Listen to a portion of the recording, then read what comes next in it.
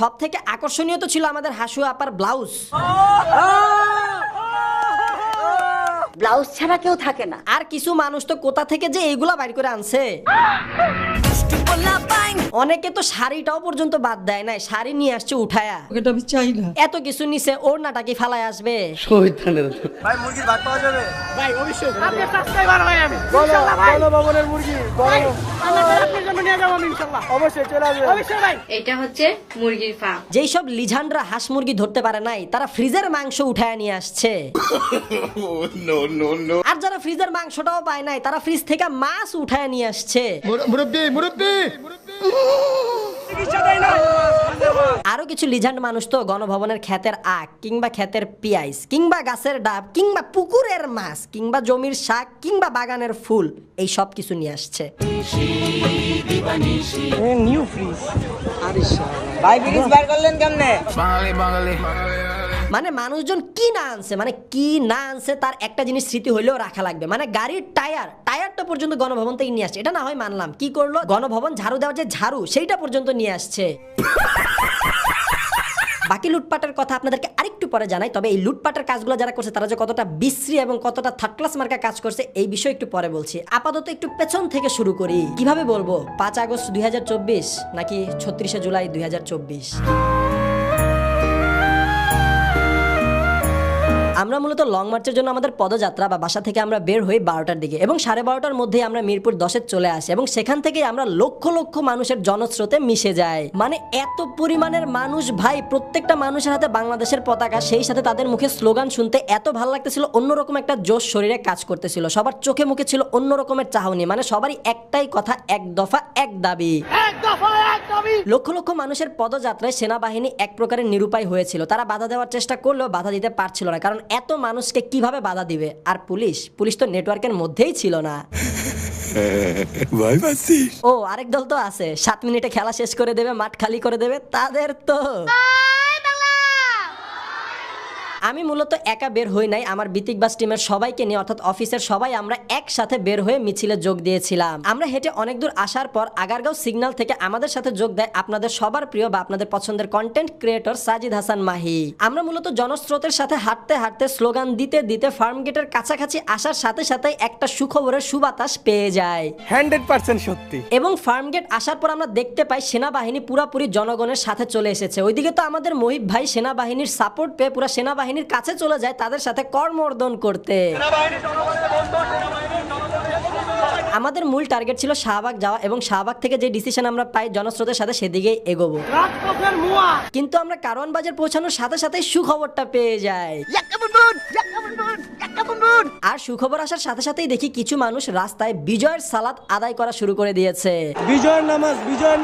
বিজয়ের খবর পাওয়ার সাথে সাথে আমাদের মহিব ভাই রাস্তায় বসে পড়ে এবং আমাদের বলে আরেকটু অপেক্ষা কর, একটু জিরিয়ে নেই, তারপর গণভবন ঘেরাও দিমু। আমি খালি সকলের সহযোগিতা চাই। কারণ বাজার থেকে আমরা পিছের দিকে আবার ঘুরে যাই, গণভবনের দিকে হাঁটা দেই। আর আমরা হাঁটা দেওয়ার সময় খেয়াল করি লক্ষ লক্ষ মানুষ গণভবনের দিকে অগ্রসর হচ্ছে।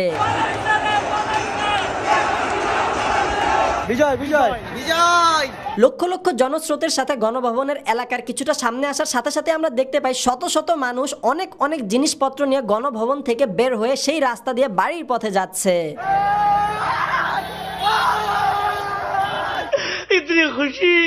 অনেক মানুষ তো আবার অত্যাধিক লিজান্ট, তারা বাসা থেকে লাগেজ নিয়ে আসছে যে লাগেজ ভরা মাল সামাল গণভবন থেকে লুট করে নিয়ে যাবে। আবার অনেক মানুষ তো অলরেডি গণভবনের লাগেজে গণভবনের জিনিসপত্র ভইরা লুট করে নিয়ে গেছে। আর যারা লাগেজ পায়নি তারা তো ব্যাগ ভরে লুটের জিনিসপত্র সব নিয়ে গেছে।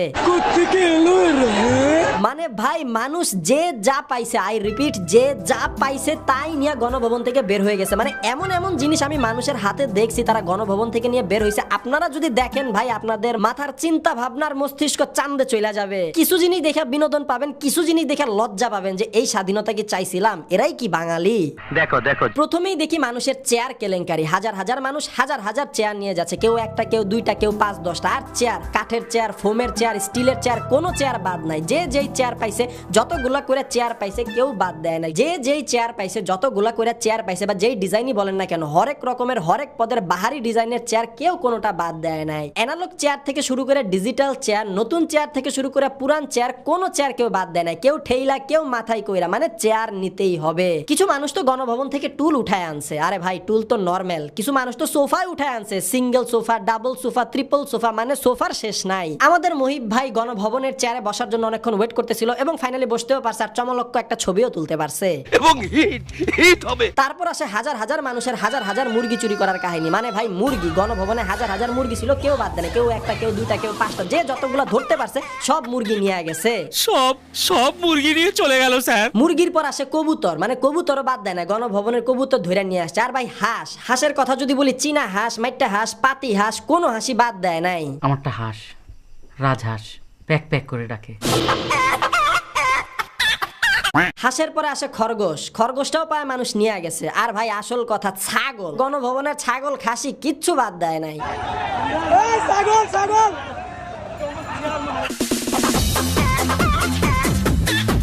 মানে রান্নাঘরের জিনিসপত্র, রান্নাঘরের হান্ডি পাতিল এগুলো উঠায় নিয়ে আসছে, সেই সাথে আবার রান্না করার জিনিসপত্র, মশলা, সয়া সস, ভিনেগার এগুলোও সাথে করে নিয়ে আসছে। আরে ভাই এর তো পুরো লটারি লেগে গেছে, এক বগল একটা আস্ত খাসি, আরেক বগল একটা 20 ইঞ্চি টিভি, মানে কি লাগে এর। আর এর তো মনে হয় ডাবল লটারি, সেই লেভেলের একটা ট্রলির মতো চেয়ার পাইছে, আর তার উপর একটা 50 ইঞ্চি টিভি। গণভবনের সোফার ম্যাট্রেক্স কিংবা বিছানার তোষক কিছুই বাদ দেয় নাই কেউ। অনেকে তো আবার গণভবনের ম্যাট্রেক্স মাটিতে ফালাইয়া সেইটার উপর বানজি জাম্প দিয়া মনের ক্ষোভ মিটাইছে। যারা হাত দিয়ে পারছে হাত দিয়া জিনিস হাইটা নিয়ে গেছে, যারা হাত দিয়ে পারে নাই বড় বড় জিনিস রিক্সাই করে নিয়ে গেছে। আমরা খালি দেখতেছিলাম রিক্সার পর রিক্সা, মানুষজন যা পাইছে, এসি, এয়ার কুলার, ফ্যান। গণভবনের ভিতর যতগুলা টিউবলাইট ছিল, যারা খুলতে পারে নাই তারা ইনটেক টিউবলাইট গুলা নিয়ে গেছে। ফ্যানের মধ্যে আবার ভ্যারিয়েশন আছে, টেবিল ফ্যান, চার্জার ফ্যান কিংবা পাকিস্তানি ফ্যান, কোনো ফ্যানই বাদ দেয় নাই। আর ফ্যান যদি ভালো না হয়, নষ্ট ফ্যান, সেই নষ্ট ফ্যানটা পর্যন্ত নিয়ে আসছে। ভাই 16তম champions league Real Madrid. TV তো মনে হয় শত শত খুইলা নিয়ে আসছে, 20 ইঞ্চি থেকে শুরু করে 50 ইঞ্চি, কোনো টিভি বাদ দেয় নাই। আমার কথা হইছে স্ক্রু ড্রাইভার দিয়ে এত কঠিন ভাবে আটকানো টিভি এরা খুললো কিভাবে?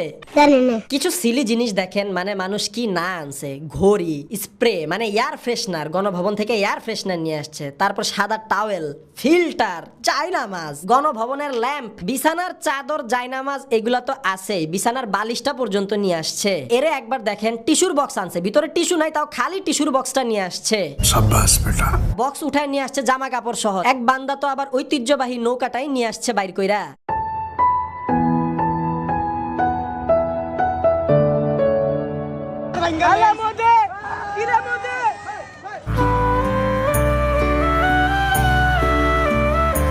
চিন্তা করেন, যেই গণভবনে পাখিও ঢুকতে পারে না এবং যেই গণভবনের প্রোটেকশনের জন্য আলাদা একটা ব্যাটালিয়ান আছে, সেই গণভবনে মানুষজন পাখির মতো হুড়মুড় করে দেয়াল টপকায় গেট ভাঙা ঢুকতেছে। যারা গণভবনের গেট দিয়ে ঢুকতে পারে নাই তারা দেয়াল টপকাইছে, একদল দেয়ালের ওই পাশ থেকে সাপ্লাই দিছে, আরেক দল দেয়ালের এই পাশ থেকে গ্রহণ করছে। অনেক শৌখিন মানুষ তো আবার গণভবনের গাছ উঠায় নিয়ে আসছে টপ সহ। যারা সুন্দরভাবে টপ সহ গাছ উঠায় আনতে পারছে তারা তো জিঙ্গালালা, আর যারা টপ পায় নাই তারা শুধু গাছটাই মাটি থেকে উঠায় আনছে, রুকো যারা শেষ হয় নাই। আর যারা গাছও পায় নাই মাটিও পায় নাই, তারা মাটি ছাড়া টপটা পর্যন্ত নিয়ে আসছে। এটা কি ভাই?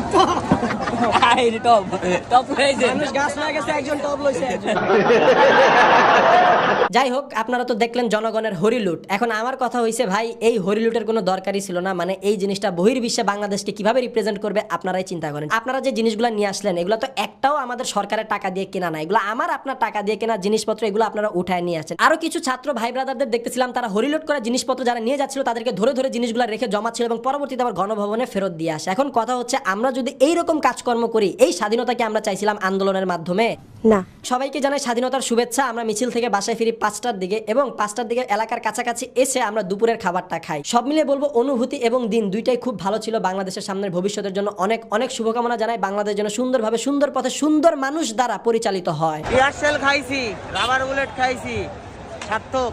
সামনের নতুন দিগন্তের শুভকামনা রেখে ভিডিওটা এখানে শেষ করছি। আপনারা সবাই ভালো থাকবেন, সুস্থ থাকবেন, দেখা হবে আপনাদের সাথে পরবর্তী ভিডিওতে খুব জলদি।